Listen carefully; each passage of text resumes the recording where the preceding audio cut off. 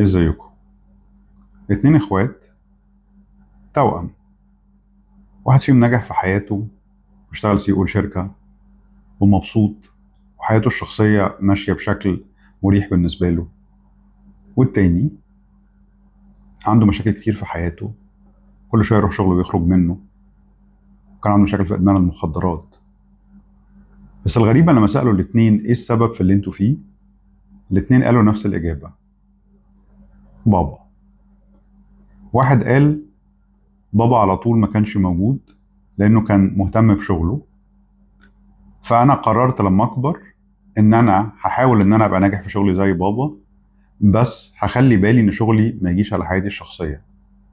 والتاني البابا على طول ما كانش موجود، فانا قررت ان هو عشان مش موجود انا هعاقبه وابين له قد ايه عدم وجوده ده اثر فيا، وهحاول دايما ان انا احسسه بالذنب على الحاجات اللي هو ما عملها ليش. الاثنين اتعرضوا لنفس المواقف او نفس التروما لو انت عايز تقول، بس واحد فيهم استغل الموقف اللي هو مر بيه ده وخلى حياته احسن، والتاني قرر ان هو دايما يشوف نفسه ضحيه وينتقم من باباه اللي ما كانش موجود. الاختيار دايما بتاعنا.